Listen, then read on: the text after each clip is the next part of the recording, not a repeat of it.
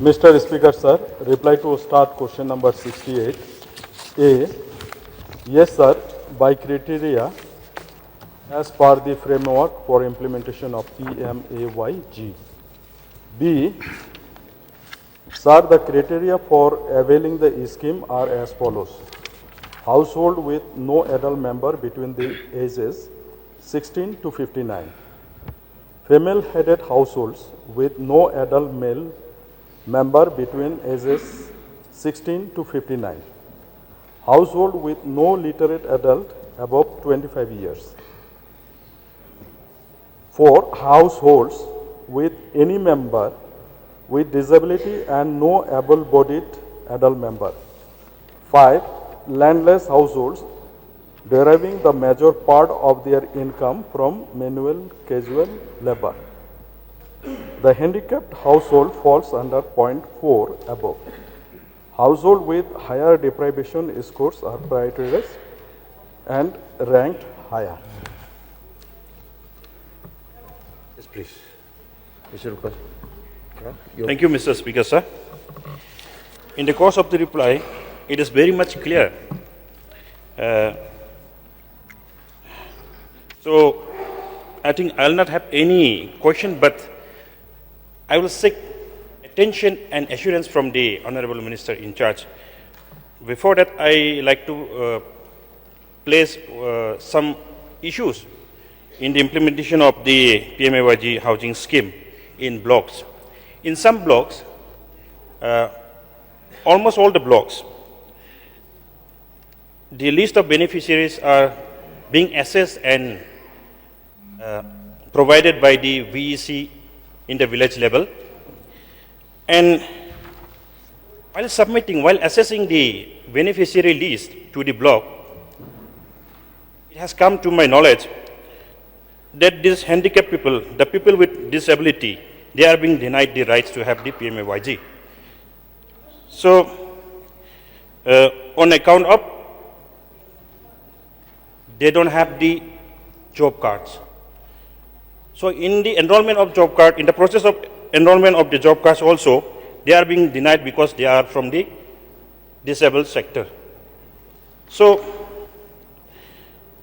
without a job card, they are being denied the PMAY G housing scheme from the BEC level, and even if they want to enroll themselves in the job card, they are not getting it because they are from the disabled sector. So, whether these issues can be looked into so that these disabled people can avail the PMAY G scheme in the block level, and some kind of awareness should be given to the VECs in this regard. Thank you. Yes, sir. The point raised by the honorable member from Dadengre is very important, and definitely we'll look into it because this category falls in the priority category.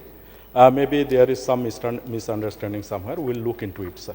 And as per awareness, we'll try to sensitize all the VECs. Yes, but Charles, please. Mr. Speaker, sir, in the course of his reply, the Honourable Minister has said that households with higher deprivation scores are prioritized and ranked higher. So may I know from the Honourable Minister, what are the parameters used to determine the deprivation scores and prioritizations? Sir, to ensure that the assistance is targeted at those who are genuinely deprived and that the selection is objective and variable, the housing deprivation parameter in the Socioeconomic and Caste Census 2021 data and Awas Plus data 2018 lists are used for identifying household and then verified by the village authorities, Gram Sabha. This is done through a process of prioritization as below. Belonging to SC, ST and other category who are houseless, having a kacha house with 1 room and 2 rooms in that particular order. Within the above priority, if the household fall under compulsory inclusion as defined in section in SECC 2011, they are given highest priority. The criteria are as follows: household without shelter, destitute, living on alms, manual scavenger, primitive tribal groups, legally released bonded labor. Additionally, within two subgroups, priority will be determined based on the cumulative deprivation score. These are calculated from the socio-economic parameters having equal weightage, and the other are which I have already mentioned in the primary questions. So my question is, assuming that there are two families which have similar disabilities or requirements which match, then who is the competent authority to decide that the scheme will go to person A or B? Sir, as per the present scope of selection, both will be included. Excuse me? Both will be included. Sir? Yes. Baroni, please. Just in the course of reply of the Minister, Honorable Minister, in landless households deriving major part of their income from manual casual labor.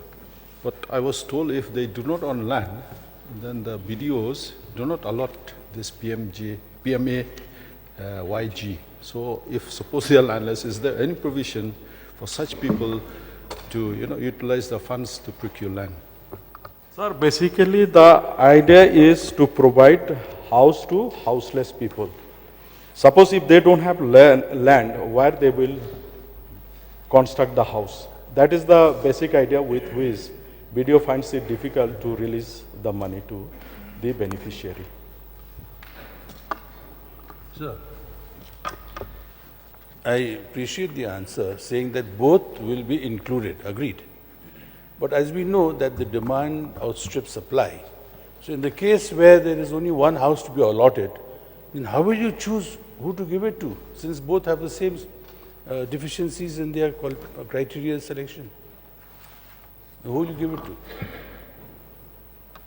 Sir, as I mentioned, that there is a permanent wait list which has been made based on the census of 2011, economic census of 2011, and so also the Awas Plus 2018.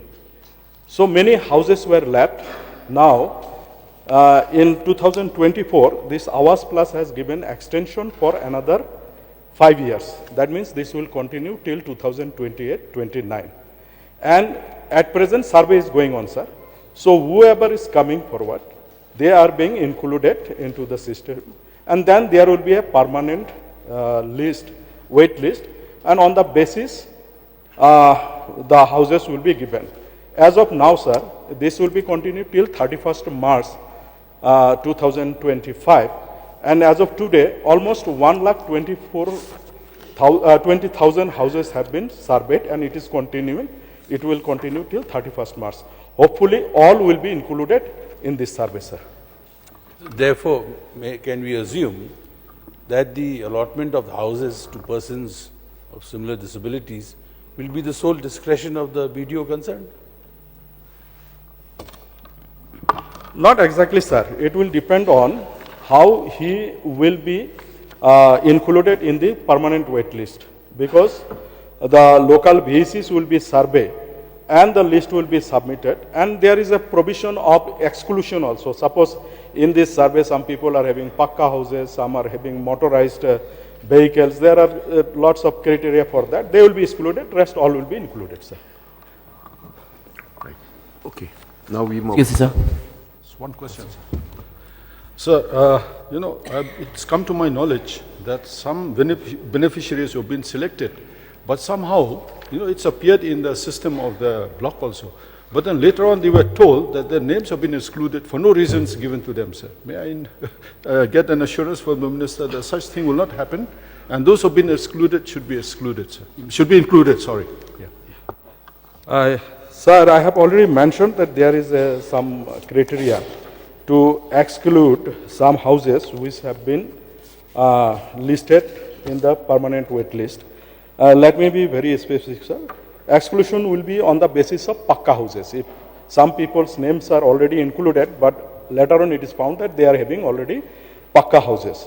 Then there is also that they own a motorized 2, 3, 4-wheelers. But luckily now 2-wheelers have been removed for present census. Then owning a mechanized 3, 4-wheeler agriculture equipment. Then owning a Kishan credit card with limit of 50,000 rupees or above. Then household with any members as a government employee. Then household with non-agricultural enterprises registered with government. Then any member of the family earning more than rupees 10,000, now it has been enhanced to rupees 15,000. Paying income tax, paying professional tax, owing a refrigerator, now this has been removed also the present survey. Owing a landline phone, this is also removed in the present survey.